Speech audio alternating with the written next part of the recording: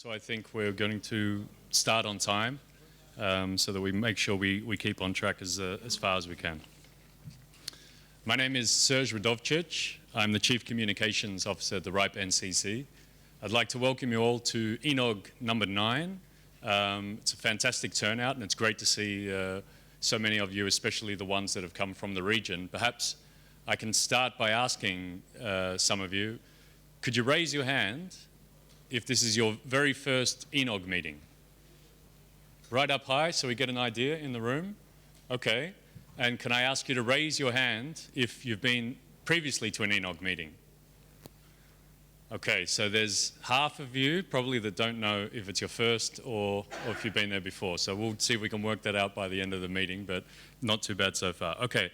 Perhaps I can talk a little bit about the evolution of these meetings. Traditionally, the RIPE NCC started taking meetings outside of what would probably be considered Western Europe to some other further areas, such as Russia, and we called these the RIPE NCC regional meetings. The idea behind these meetings was to offer people that didn't necessarily have the time or other resources to be able to make it to the more traditional RIPE meetings that we hold 2 times a year. These became very successful.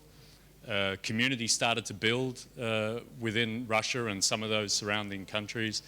And a few years back, about 4 years ago, we started the Euro-Asia Network Operator Group, ENOG, and that's how it came to fruition. It's grown since then. We traditionally held them in Moscow, and we started to slowly move them a little bit around the region. We experimented by going to St. Petersburg. We then took a couple down to Ukraine. Recently we're in Azerbaijan, and now we've come to Kazan. And again, I'm pleased to see that this is working out, and there are quite a few new people to the ENOG community, and I hope you stay with this community. So what are these ENOGs about? Well, it's about information sharing for one. That's why we have some presentations here. People can explain some of the best current practices. It's about experience sharing, things that have gone right, things that have gone wrong, things that may help you.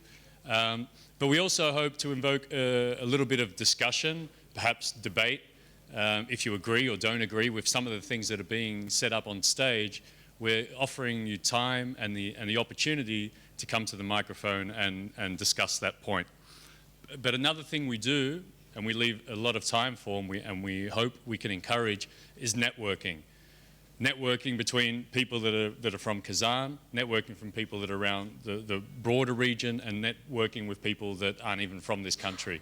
And that's something that we hope the attendees do with each other, and it's something that the RIPE NCC also hopes to do with you.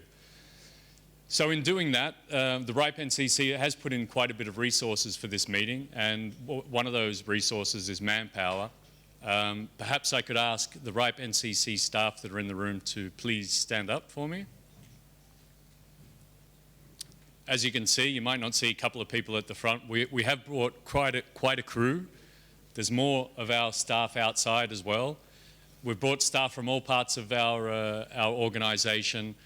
So I'm sure if there's anything that's troubling you, or there's more questions you'd like answered about some of your ongoings with the RIPE NCC, you can approach any of these people. So thanks for standing up, guys. I ask you to sit down. We do have quite a few Russian speakers with our staff. I think today we've brought 4 or 5 of those Russian speakers along, so most of the staff you approach, you can probably speak to them in Russian.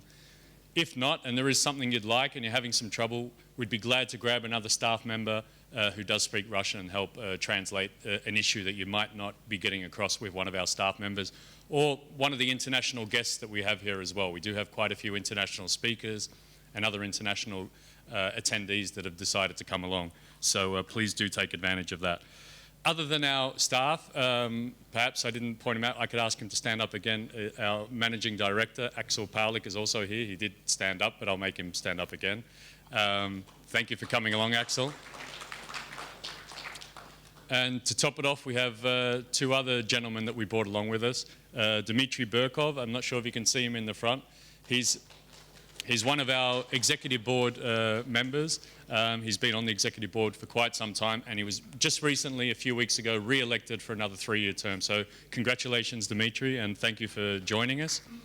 And finally, another distinguished guest we have in the room is the RIPE chair, Hans-Peter Holland.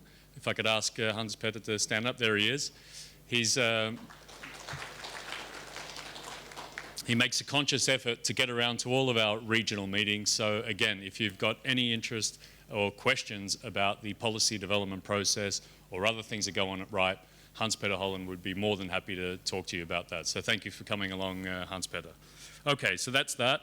There is no registration fee for this meeting. Some of you may or may not have noticed that. You may find that unusual, but they do cost money. This venue costs money, the lunches cost money. The RIPE NCC puts in a considerable amount of financial resources into organising these meetings, but we can't do it alone. We do have some sponsors. I think you'll see them up on the screen right now.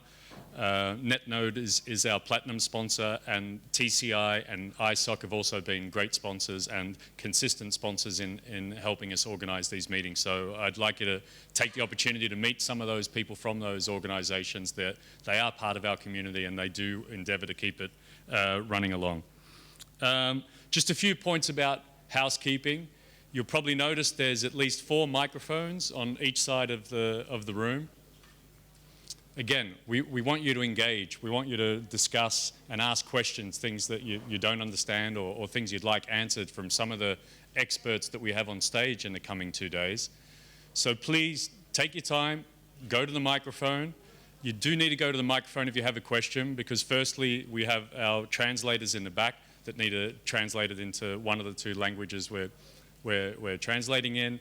And of course, we're also webcasting this meeting because we have a lot of people who couldn't make it to this meeting but would like to follow the meeting, and they will only hear your question if you go to the microphone. So please do go to the microphone. When you do that, tell us your name and perhaps the affiliation, the company you're working for. That will just help us identify you and help other people in the room understand what sort of viewpoint that question is coming from. So please do that for us.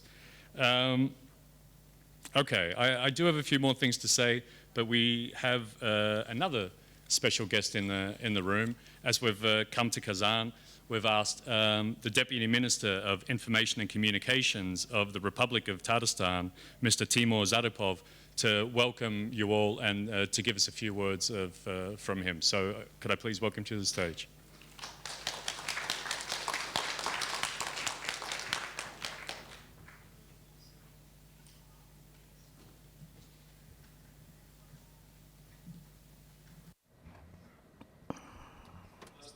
Good morning, dear colleagues. I am glad to welcome you on behalf of the government of Tatarstan, on behalf of Ministry of Informatization and Communication in hospitable city of Kazan, on the opening of the 9th International Conference of Eurasian Group of Cellular Operators. I am sure that you didn't make a mistake by choosing Kazan, because Kazan is an acknowledged leader of information technologies in Russian Federation. For example, now we have 3 million internet users. That makes most of the residents of our republic. The penetration of broadband access is about 70%, is one of the highest indexes in Russia, compared to 55% overall in Russia. And in the Volga Federal region, the penetration is 50%. Currently, 5 companies provide internet access using internet access, not only in Kazan, but in other large cities and in regional centers and even in some villages. The level of penetration of mobile communication with SIM cards is about 50%, and about 6 million active subscribers make the database of mobile operators. One of the important events in the information technologies became the commissioning of the last upper layer domain, Tatar.ru. The errand was given by our President Minnikhanov, we organized a special coordination center of the remote domain, and on the 22nd of August, we declared the start of registration of the new domain in this zone. The aim of commissioning this domain was to unite all variety and representative of all Tatars all over the world. According to the last Russian census, in Russian Federation there are 5.5 million of Tatars. It's about 4% of Russian population, and there are about 8 million Tatars all over the world, and 3 million of them are internet users. We think that establishment of such a separate domain space will make it possible for representatives of non-Tatar communities to get acquainted with our republic, to make an excursus into its social and national development and historical development. I must say that such a domain has become the first in all regions of Russia, and following us is only Moscow followed us. We have completed the stage of premium of registration of domain, and now we started the stage of registration of all users. And now we have more than 1,000 domain names. 90% of them are our Tatarstan organizations. In the conclusion of my speech, I would like to express my gratitude to organizers, and we have a proposal to hold the next anniversary conference, to hold it in the Innopolis satellite city with the participation of Dmitry, because currently this town is being opened with participation of Prime Minister of Russia Medvedev and Minister of Communication of Russia Nikiforov, and I would be very glad if next conference will be held in that city. I wish you fruitful work and good emotions. Thank you.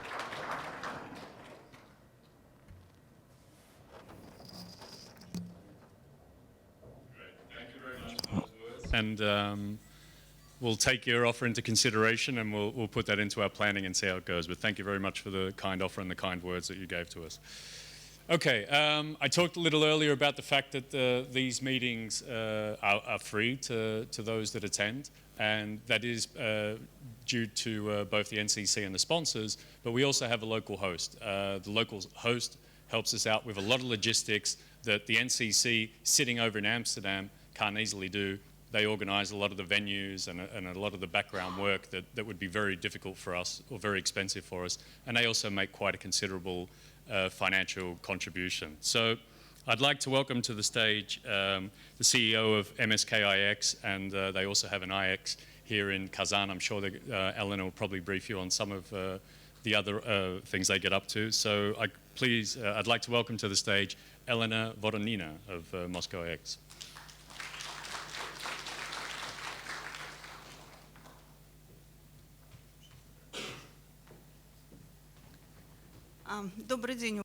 Good afternoon, dear colleagues. First of all, I would like to express my gratitude to the steering committee which supported our initiative on holding the next ENOG in Kazan, capital of Tatarstan. This expanded the geography of ENOG and gave more possibilities for meetings and exchange of information to the professional community of Russian internet market. MSK-IX has established its own representative office in Kazan. Our equipment is located in IT Park of Kazan.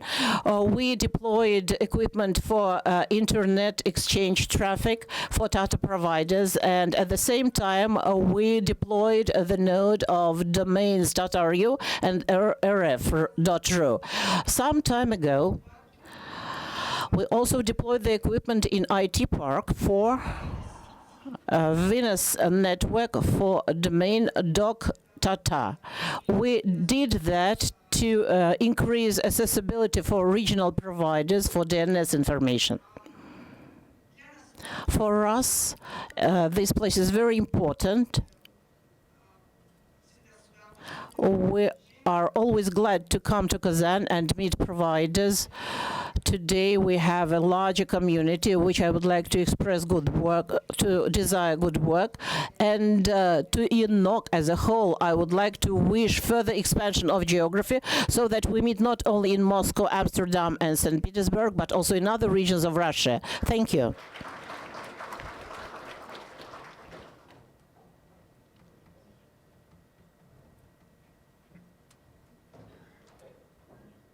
Great, thanks Elena, and thanks again for hosting us on this occasion. Okay, one more person I'd like to introduce. As we said, we've got a couple of days of program coming up, and they don't just happen, they don't come out of the blue.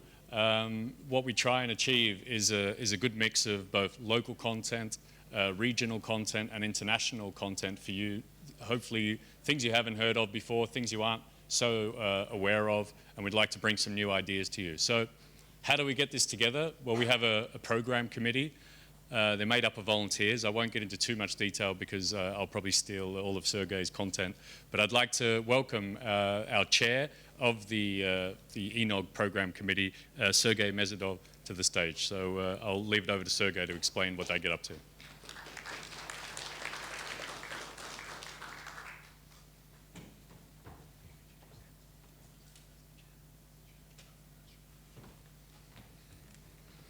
Добрый день. Good afternoon. I would like to welcome all you on the ENOG-IX conference on behalf of the steering committee, program committee. A few words about what a program committee is and how, why it is there.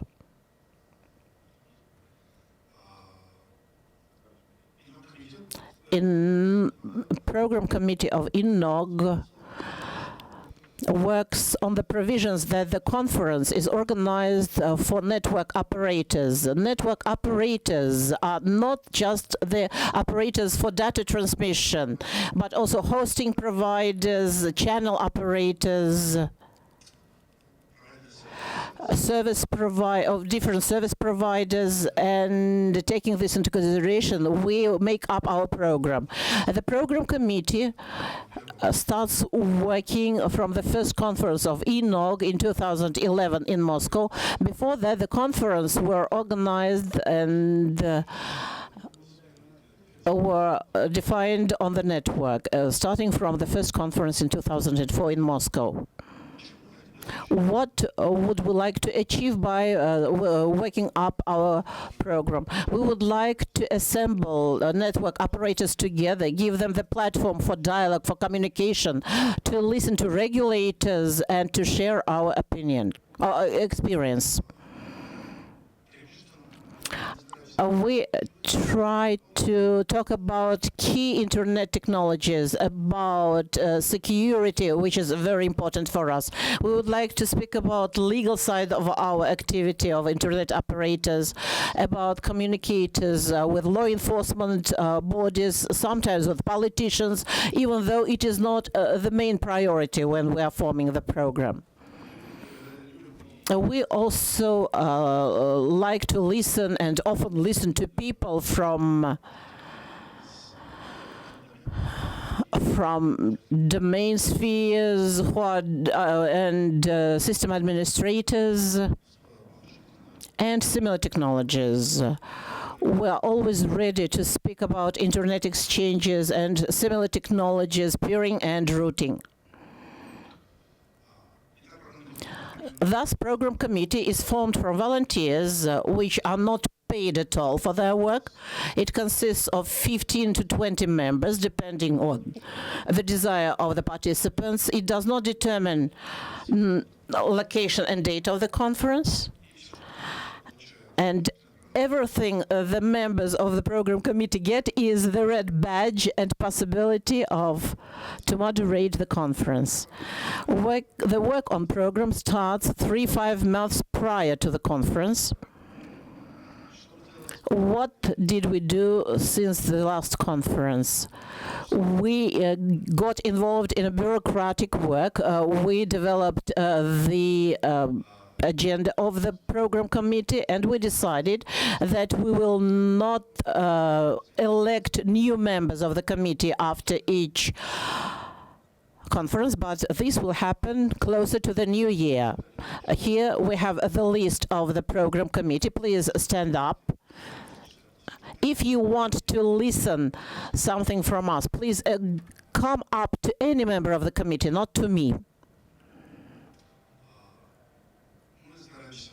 We try to promote other communication channels other than conferences. We have a mailing list. You can subscribe to it. You can write to Twitter. You can write to Facebook. I hope that there are people who are involved in this, and please talk to us as much as possible. Your opinion is valuable for us. Thank you so much. I would like to pass the microphone to the moderator of the DNS series, Anton. Thank you.